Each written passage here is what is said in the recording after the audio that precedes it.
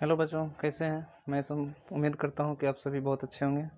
और मैं आज आप लोगों के लिए थेल्स प्रमेय का जो विलोम है वो लेके आया हूं। तो ये जो है काफ़ी ज़्यादा इम्पोर्टेंट है परीक्षा की दृष्टि से। और सभी जानते हैं कि थेल्स और थेल्स का विलोम जो होता है काफ़ी इम्पोर्टेंट होता है, काफ़ी वीवीआई है। तो आज हम लोग थेल्स का विलोम पढ़ेंगे।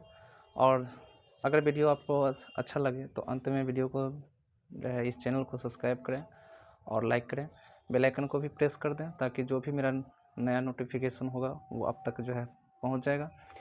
तो फिर चलते हैं और जो है थेल्स प्रमेय का जो है थेल्स प्रमेय विलोम देखते हैं कि किस तरह से जो है ये हल होता है। तो यहाँ पर जो है सबसे पहले प्रश्न को जो है ये जो प्रमेय है उस प्रमेय को देखते हैं कि यदि एक रेखा किसी त्रिभुज की दो भुजाओं को एक ही अनुपात में विभाजित करे तो वह तीसरी भुजा के समांतर होती है। विलोम इसलिए कहा गया है क्योंकि कल जो ये 6.1 जो है 6.1 यानी कि थेल्स प्रमेय वो हमारा उसमें कहा गया है कि जब किसी त्रिभुज में तीसरी भुजा के समांतर कोई रेखा खींची जाती है तो वह एक ही अनुपात में दोनों भुजाएं विभाजित हो जाती है ना। लेकिन यहाँ पर कह रहा है कि एक ही अनुपात में जब विभाजित होती है तो वह तीसरी भुजा के समांतर होती है। तो उसका विलोम है, उल्टा है।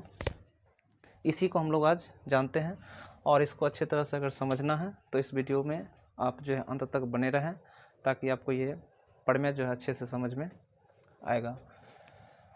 तो सबसे पहले क्या करते हैं कि एक त्रिभुज बना लेते हैं। एक त्रिभुज बना लेंगे। सबसे पहले त्रिभुज का नाम ABC ये रख देंगे। उसके बाद जो है यहाँ पर कहा कि यदि एक रेखा किसी त्रिभुज की दो भुजाओं को एक ही अनुपात में विभाजित करे तो वह तीसरी भुजा क्या हो जाता है, समांतर हो जाता है। तो हम लोगों को क्या करना है कि ये साबित करना है कि DE जो है वो BC के समांतर है। तो यहाँ पर ये हमें साबित ही करना है।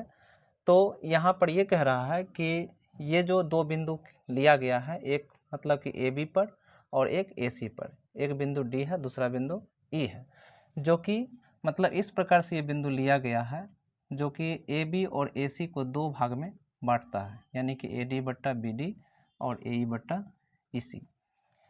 तो ये बांट ही रहा है तो हमें ये साबित करना है। कल ये दिया हुआ था तो इसको साबित किए थे, यानी कि 6.1 जो थेल्स प्रमेय है उसमें। तो यहाँ पर हम लोग लिखेंगे पहले हल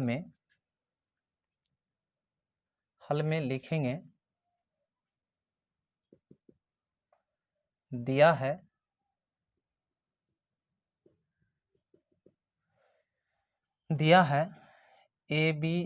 त्रिभुज ABC में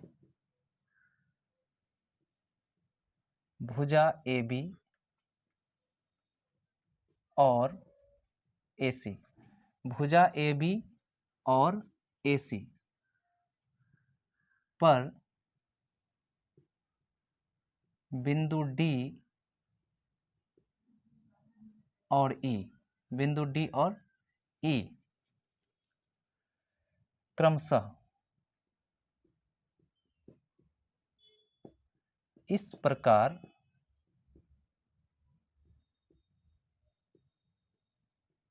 प्रकार विभाजित करती है या करता है, इस प्रकार विभाजित करता है कि AD बट्टा BD, मतलब ये दोनों बिंदु इस प्रकार से विभाजित करता है कि AD बट्टा BD और बराबर AE बट्टा EC, AE बट्टा EC। तो तब हमें सिद्ध करना है,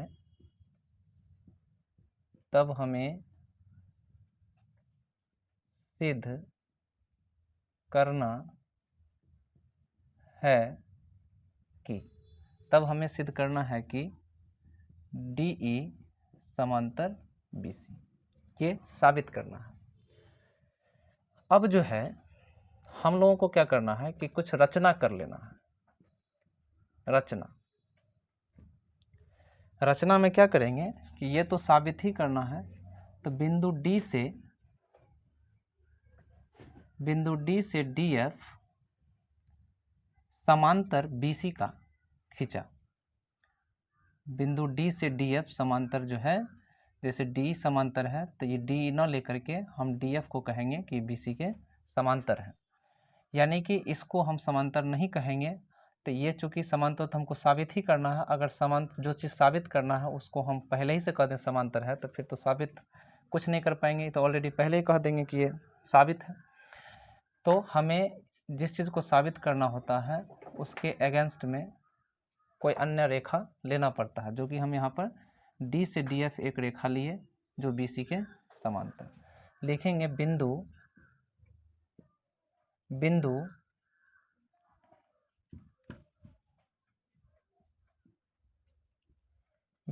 D से DF समांतर, बिंदु D से DF समांतर BC खींचा।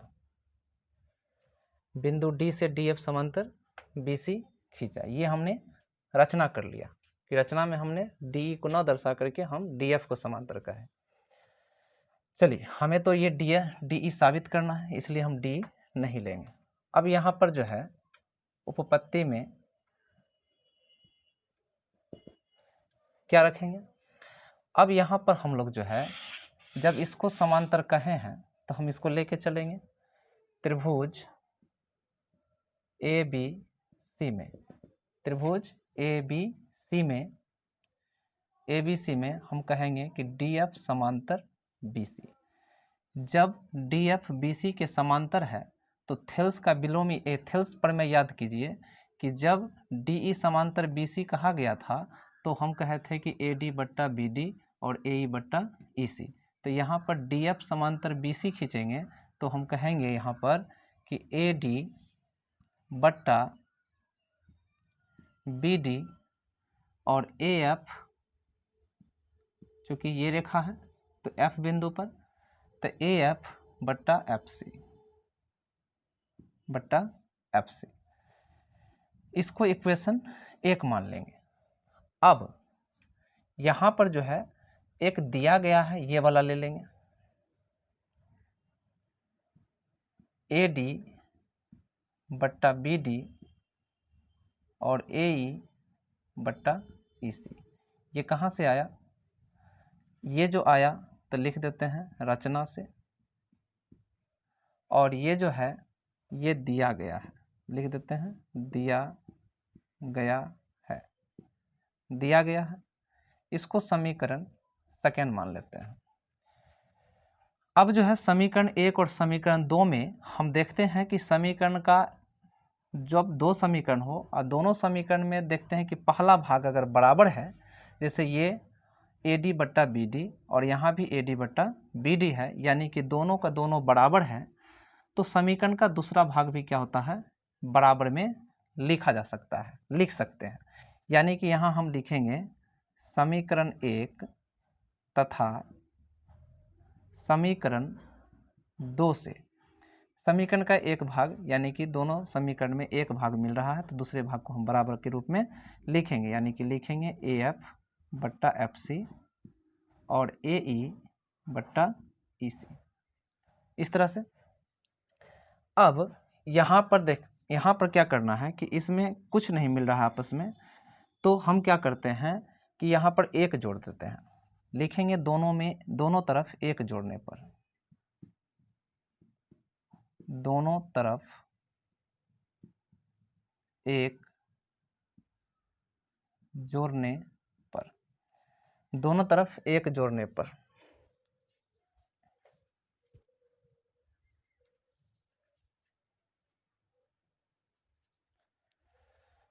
दोनों तरफ 1 जोड़ने पर, तो यहाँ हम AF बट्टा FC प्लस 1 और AE बट्टा EC प्लस 1। हम ऐसा इसलिए किए ताकि एक हमें बड़ा भुजा इसमें मिल जाएगा, जैसे AF और AF बट्टा FC में अगर 1 जोड़ते हैं तो भिन्न का जोड़ यहाँ कर लेंगे बट्टा 1 करके, यानी कि यहाँ पर हो जाएगा FC और एक कैल्शियम FC, तो यहाँ पर आ जाएगा तुमको AF अब प्लस FC बराबर यहाँ पर जो है EC और एक कैल्शियम जो है EC, तो यहाँ से आ जाएगा AE प्लस EC। अब यहाँ हम देखते हैं AF और FC को जब जोड़ेंगे, AF और FC को जब जोड़ेंगे तो क्या मिलेगा? AC। अगर 2 टुकड़ी को जोड़ते हैं AF और FC तो टोटल मेरा AC मिलता है बट्टा FC, और यहाँ AE प्लस EC, AE और EC को जोड़ते हैं फिर भी मिलता है AC बट्टा EC। अब AC से AC ख़त्म हो गया तो FC बराबर EC बच गया, FC बराबर EC, FC बराबर EC आ गया।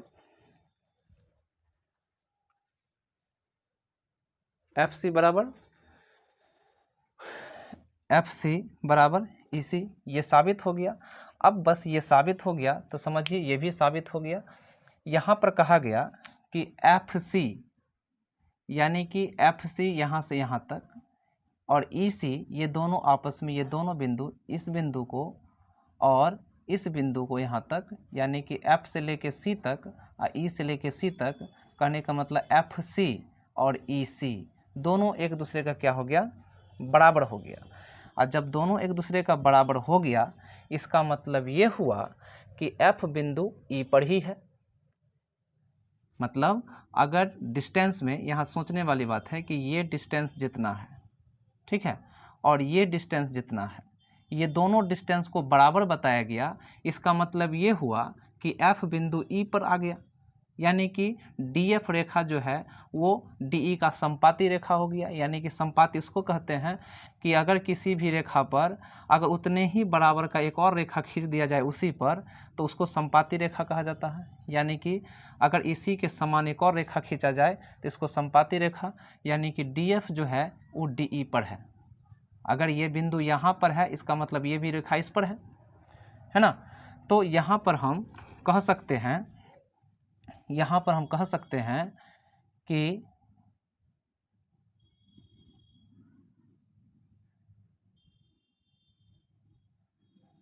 FC समांतर EC, तो हम कह सकते हैं कि बिंदु F बिंदु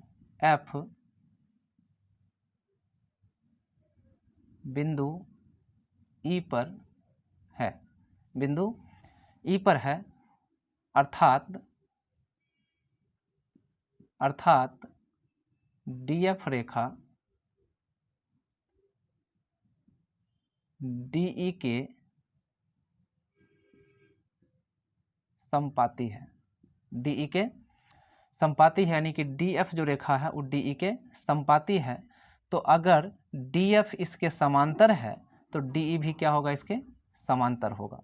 कहने का मतलब यहाँ पर हम रचना से किए थे कि हम कहे थे कि DF समांतर BC का है, तो DF समांतर जब BC का है तो सोच के देखिए, जब ये समांतर है इसका तो ये तो दोनों रेखा संपाती है, तो ये दोनों रेखा संपाती यानी कि एक दूसरे के बराबर है, तो इसका मतलब ये भी इसके क्या हो गया? समांतर हो गया। अतः हम कह सकते हैं, अतः DE समांतर BC, हैंस प्रूव्ड। अगर वीडियो अच्छा लगे तो वीडियो को जो है अंत में इस चैनल को सब्सक्राइब करें और लाइक ज़रूर करें, और फिर जो है बेल आइकन को भी प्रेस करें ताकि जो भी मेरा नया नोटिफिकेशन होगा आप तक पहुंच जाएगा।